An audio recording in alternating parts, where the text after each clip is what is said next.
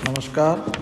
आज हम पृथ्वी की आंतरिक संरचना के विषय में अभिनव मत की बात करेंगे। रिसेंट व्यू क्या है, क्योंकि जो इससे संबंधित पहले जो भी धारणाएं थी वो अब पुरानी हो गई है और प्राकृतिक तथा मानवकृत भूकंपों की लहरों की गति तथा उनकी भ्रमण पर पथ के आधार पर वैज्ञानिक अध्ययन या विश्लेषण के आधार पर पृथ्वी के आंतरिक भाग को मुख्य रूप से 3 वृत्त मंडलों में विभाजित किया गया है रिसेंट व्यू के according.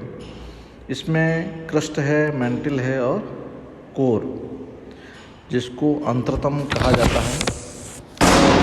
फोरशैड views about the composition and structure of the earth interior have now become absolute. The scientific study and analysis of various aspect of seismic waves of natural and man-included earthquakes have enabled the scientists to unravel the mystery of the earth interior based on authentic information. 3 zones of the varying properties have been identified in the earth on the basis of changes in the velocity of seismic waves while passing through the earth, crust, mental है, core. तो 3 भाग हैं, 3 मंडल हैं, crust, mental and core. Crust की बात करें तो ये सबसे ऊपरी भाग है क्रस्ट, जिसमें सबसे ऊपरी क्रस्ट का घनत्व है 2.8 तथा निचले भाग क्रस्ट का है 3.0। प्रारंभ में इन दोनों उपमंडलों की संरचना में पर्याप्त अंतर बताया गया था, परंतु जो वर्तमान में आधुनिक विवरण के आधार पर उनकी दोनों की संरचना एक जैसी है। सिर्फ घनत्व में अंतर दबाव के कारण पाया जाता है। तो क्रस्ट की बात करें तो the average density of the outer and lower crust is 2.8 and 3.0 respectively. It may be pointed out that in the beginning with difference between the structure and composition of upper and lower crust was reported by the scientists, but now the evidence of seismology have revealed almost identical structure and composition of these 2 subzones of the crust. The difference of density between the upper 2.8 and lower crust 3.0 is become of the pressure of superincumbent load. तो ये crust का भाग है। Crust से निचला भाग है mental का। अब क्रस्ट के निचले आधार पर भूकंपीय लहरों की गति में अचानक वृद्धि हो जाती है। जो निचली क्रस्ट में जो प्राइमरी है या पी की तरंगें हैं वो 6.9 किलोमीटर प्रति सेकंड की से गति बढ़ के 7.9 किलोमीटर से 8.1 किलोमीटर प्रति सेकंड हो जाती है। इस तरह निचली क्रस्ट तथा ऊपरी मेंटल के मध्य एक डिसकंटिन्यूटी का क्षेत्र बन जाता है, जिसकी खोज सर्वप्रथम मोहरोविकिक द्वारा 1909 में की गई थी। इसमें मोह असमता से यदि लगभग 2900 किलोमीटर की गहराई तक मेंटल का विस्तार है और जिसके नीचे पृथ्वी का अंतरतम या कोर का भाग प्रारंभ हो जाता है। तो there is sudden increase in the velocity of seismic waves at the base of lower crust at the velocity of seismic waves is about 6.9 kilometre per second at the base of lower crust, but it suddenly becomes 7.9 to 8.1 kilometer per second.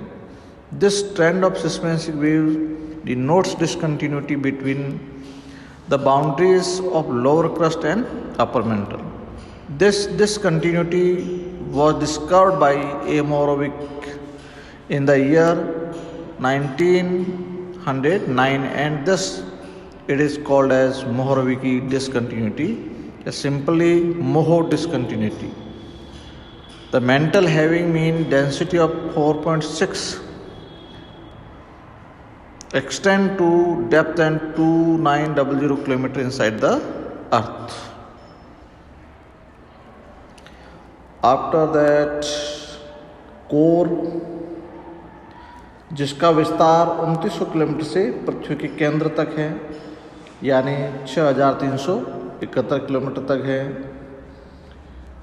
और mental या core को जो बीच का भाग है वहाँ पर Gutenberg विचार्ड discontinuity कहा जाता है, क्योंकि इसके ऊपर मेंटल का घनत्व 5.5 है और नीचे 10 हो जाता है।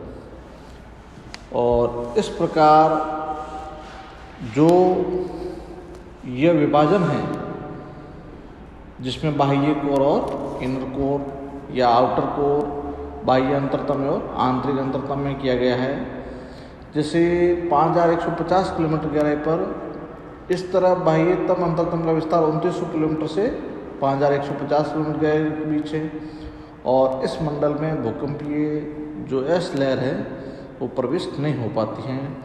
इससे यह मालूम पड़ता है कि इस मंडल को तरल अवस्था में होना चाहिए।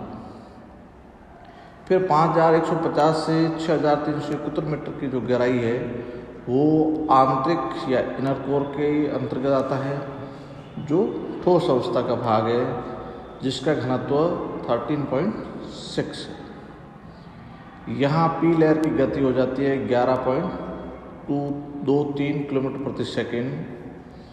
इस प्रकार जो बीच का जो पृथ्वी केंद्र है वो ठोस रूप में है। तो कोर है, the core the deepest and most inaccessible zone of the earth extends from the lower boundary of the mantle at the depth of 2900 km to the center of the earth up to 6371 km. The mantle core boundaries is determined by the Wishart-Gutenberg discontinuity at the depth of 2900 km. It is significant to note that there is pronounced change of density from 5.5 to 10.0. Along the Gutenberg discontinuity, the sudden change in density indicated by sudden increase in the velocity of P waves along the mantle core boundary or Gutenberg discontinuity. The density further increased from 12.3 to 13.3 and 13.6 with increasing depth of the core. Appears that the density of the core is more than twice the density of the mantle, but the volume and mass of the core are 16% and 32% of the total volume and mass of the earth respectively. इस प्रकार से जो नवीन या recent view है पृथ्वी की आंतरिक संरचना के बारे में, जिसमें मुख्य रूप से क्रस्ट, मेंटल और कोर को बताया गया है। अब क्रस्ट की यहाँ जो गहराई है वो 200 किलोमीटर है। फिर यहाँ से 200 से फिर 2900 तक मेंटल आ जाता है। अपर मेंटल है 200 to 700, फिर 700 to 2900 या 2900 lower mantle and outer core and inner core 5150 and center 6371 kilometre. धन्यवाद।